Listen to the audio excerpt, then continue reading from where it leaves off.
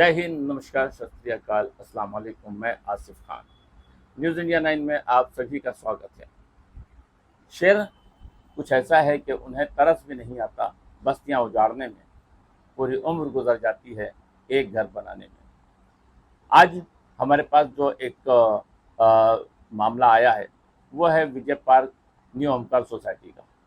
जब आज हमने वहाँ विज़िट किया तो हमें ये मालूम पड़ा कि बिल्डर ने बड़ी ही हिकमत से, स्मार्टनेस तरीके से खेलते हुए लोगों से साइन ले लिया।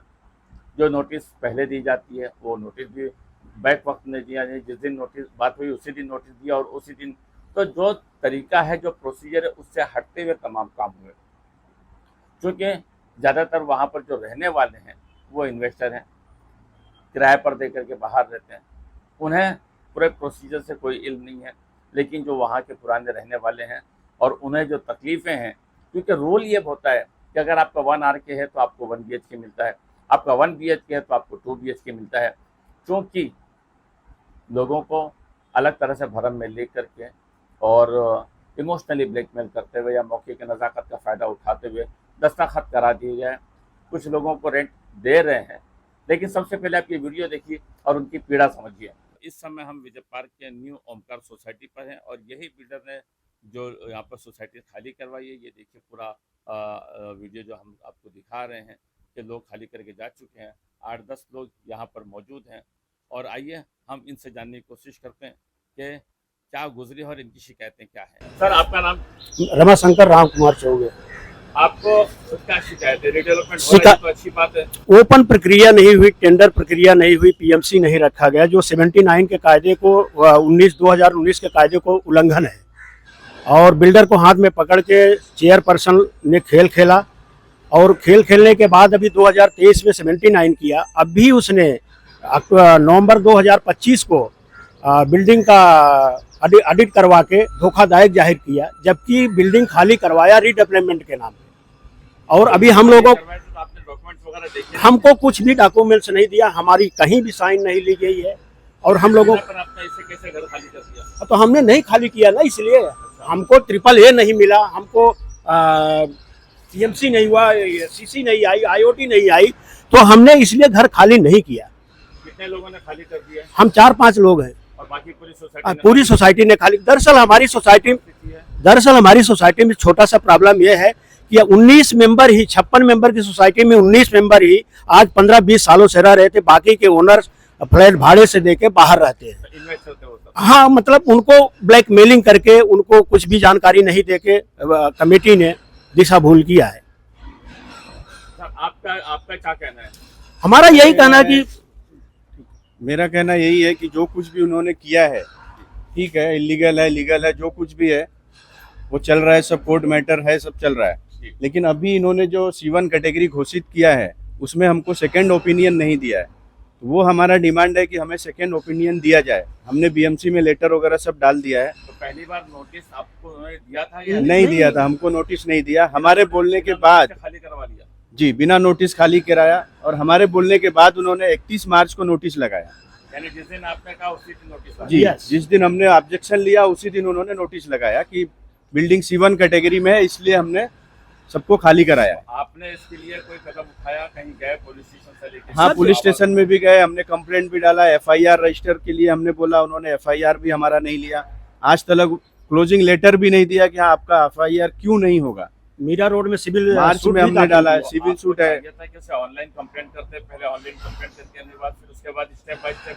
हमारी ये गलती होती है कि हम प्रोसेस और प्रोसीजर से नहीं चलते। हाँ, हमने ऑनलाइन नहीं किया। प्रोसीजर से चलते होते तो आपके पास हर चीज का एविडेंस होता था। तो जो अगर गलतियां होती है तो कहीं ना कहीं कोई हमारी गलतियों का फायदा उठाता है। हाँ, हमारी गलतियों का पूरा फायदा उन्होंने उठाया है। अभी परिस्थिति क्या है, सिचुएशन क्या है आपकी?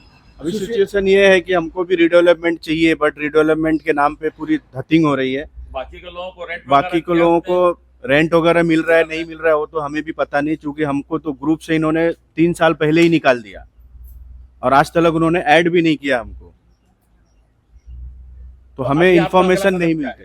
अभी हमारा अगला कदम यही है कि इन्होंने C1 घोषित किया है, तो हमको उसको पारदर्शिता करने के लिए उनको रीस्ट्रक्चर ऑडिट करने का हमको परमिशन मिलना चाहिए। हमने BMC में लेटर भी डाला है। तो वो हमको करने तक बिल्डिंग को कुछ भी डैमेज नहीं करना है, तब तक के लिए रुकना है उनको। देखिए हर चीज दुनिया में हर चीज का सोल्यूशन है, शर्त यह है कि आप सही मशवरा लें, सही लोगों से सही गाइडलाइन लें। आइए हम जानना चाहते हैं अपनी हमारी जो यहाँ फीमेल है, लेडीज है, महिलाएं हैं, तो क्या सिचुएशन के साथ आप गुजरी हैं और अभी आप क्या चाहती हैं? सर हमें कहा गया कि 2 BH का घर मिलेगा, पार्किंग मिलेगी। हमारी जगह आप देख सकते हैं कितने सारे सोसाइटी में जगह है, लेकिन जब DA के लिए बुलाया गया वो जबकि उन्होंने दिया भी नहीं। हम डायरेक्ट बिल्डर के किसी आदमी के पास गए थे, वकील है वो शायद, तो उन्होंने कहा कि आपको 1 BH को 1 BH मिलेगा, तो हमने साइन नहीं किया। तो अभी अगला कदम आप लोग कितने लोग हो एक साथ में, और इतने लोगों के साथ में आपको लगता है कि आपके साथ न्याय हो पाएगा? सर महाभारत के टाइम में पांडव सिर्फ 5 थे और कौरव 100, तो सत्य की जीत होती है सर, चाहे आप एक भी खड़े हैं। मैं धर्म को मानती हूँ और उनको पूजती हूँ और उसके लिए खड़ी हूँ, इससे ज़्यादा और क्या बोलूँ सर।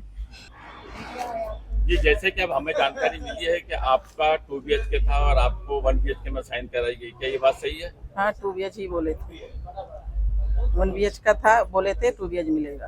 तो आपकी साइन है 1 BHK में कैसे करो? आपने देख के साइन नहीं किया आपने? नहीं देखे नहीं थे। तो फिर क्या मतलब असल में क्या सिचुएशन थी? वो कोई दबाव था, क्या था, या आपसे धोखे में साइन लिया गया? नहीं दबाव नहीं किया था, वही बोला था कि 2 BH का मिलेगा।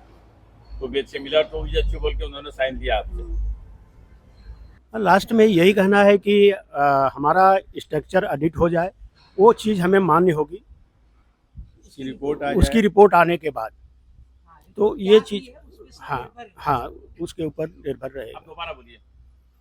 अभी हमारा स्ट्रक्चर का रिपोर्ट आ जाए, स्ट्रक्चर ऑडिट हो जाए, ये हमारी मांग है, और तब तक के लिए हमारी बिल्डिंग को छुआ ना जाए, छेड़ा ना जाए, तोड़ा ना जाए। जबकि बिल्डर बार बार धमकी दे रहा है, सोसाइटी के चेयरपर्सन बार बार धमकी दे रहे हैं कि खाली करो नहीं तो तुमको दमी जोत कर दिया जाएगा, मार दिया जाएगा, ऐसा धमकियां रोज मिल रही हैं। आपने तमाम वीडियो देखा, उनके सिचुएशन सुने, उनके हालात सुने। उसी मसले को मुकम्मल तरीके से समझने के लिए इस वक्त हमारे मेहमान हमारे साथ जो मौजूद हैं, उनका नाम है शिव प्रसाद कनौजिया। ये पेशे से वकील हैं। वकील साहब, न्यूज़ इंडिया 9 में आपका बहुत बहुत स्वागत है। आज जो विजय पार्क में हमने विजिट किया, और चूँकि वो केस पूरा आप देख रहे हैं, तो ज़रा आप हमारे दर्शकों को, हमारे जानने वालों को ये बताएंगे कि वो मामला कैसा है और किस तरीके से, अगर हम चीट कहें तो गलत नहीं होगा। Thank you for news India 9। ये इसके पहले दूसरे वकील थे इसके अंदर, अभी रिसेंटली हमारे पास आए, तो मैं इनके सब पेपर्स को चेक किए, उन्होंने जो पेपर निकाले हैं, जो इनका DA वगैरह हुआ है, तो DA कोई एक DA नहीं है, वहाँ पे 3 DA हुए हैं, ठीक है, और तीनों DA में है ना बहुत सारे डिफरेंसेस है, पहली चीज़। दूसरी चीज़, जो स्ट्रक्चरल ऑडिट का रिपोर्ट है, उसमें स्ट्रक्चरल ऑडिटर का साइन ही नहीं है।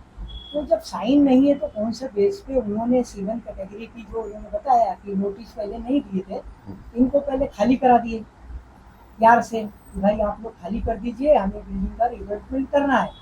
तो बहुत सारे लोगों ने खाली कर दिए, कुछ 7-8 लोगों ने खाली नहीं किया है, और ये लड़ाई लड़ रहे हैं कि इसमें कुछ तो गोलमाल है, ठीक है। तो जो मैंने पेपर देखे हैं, उस पेपर के हिसाब से तो वहाँ पे स्ट्रक्चरल ऑडिटर के रिपोर्ट पे साइन होने चाहिए थे कि भाई हाँ इस बेस पे इसको C1 कैटेगरी में डिक्लेयर किया जा सकता है, तो वैसा कुछ है नहीं।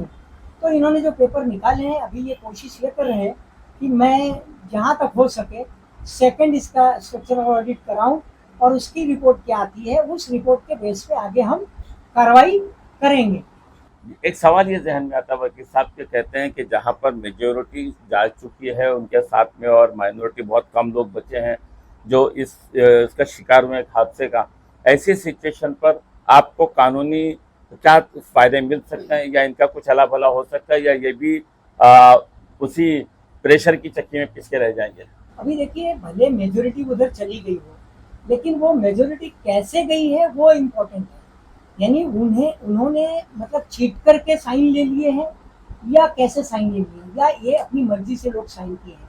फॉर एग्जाम्पल समझो, अगर इन्होंने फ्रॉडुलेंटली उनके सिग्नेचर लिए हैं, जैसे अभी आपने कहा कि भाई उनको बोला गया कि हम 1 RK का जो रूम है उसको हम 1 BHK का देंगे, और 1 BHK वाले को तो 2 BHK देंगे।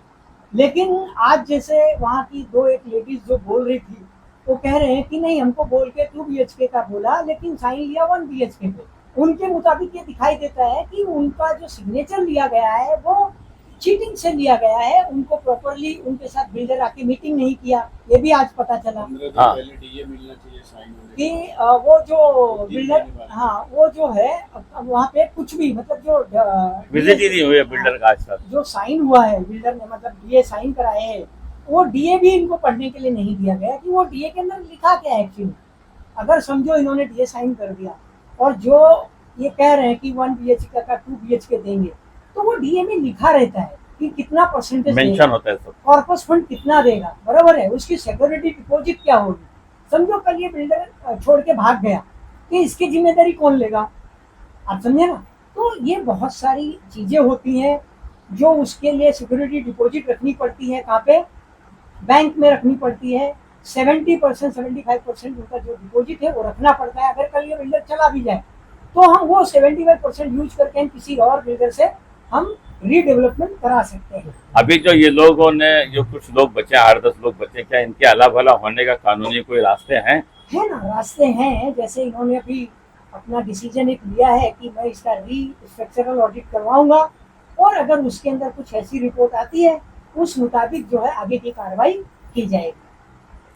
आपने पूरी बात सुनी, वकील साहब से पूरी तफसील सुनी और वहाँ के लोगों का पूरा दर्द आपने सुना कि किस किस तरीके से, कि आप जो वहाँ पर मौके पर रहते हैं, जो रेगुलर वहाँ पर बरसों से रहते आए हैं, उन्हें ज़्यादा उस परिस्थिति से वाकिफ़ हैं। जो किराए पर देकर रह रहे हैं वो उन तमाम हालात से वाकिफ़ नहीं है। आज का प्रोग्राम हम यहीं समाप्त करते हैं, लेकिन हम आपसे एक अपने चैनल के माध्यम से गुजारिश करते हैं कि ख्वाह वो बिल्डर का मामला हो या कोई बिजनेस का हो या किसी भी तरीके से, डॉक्यूमेंट्स लें, प्रॉपर पढ़ें, अपने वकील से प्रॉपर पढ़वाएं। लोगों को ये समझ में आता है कि चलो हमने पढ़ लिया काफ़ी है, लेकिन उसकी बारीकियां एक वकील ही बता सकता है। तो छोटे से अमाउंट के लिए आप अपना बड़ा नुकसान मत करिए। हमारे चैनल को सब्सक्राइब करिए, लाइक करिए और ये निवेदन है कि ऐसी कोई भी समस्या आपके पास है तो न्यूज़ इंडिया 9 आपके साथ खड़ा है और शाना बशाना आपकी लड़ाई में शामिल है। प्रोग्राम को यहीं समाप्त करते हैं। आसिफ खान को इजाज़त दीजिए। जय हिंद। धन्यवाद।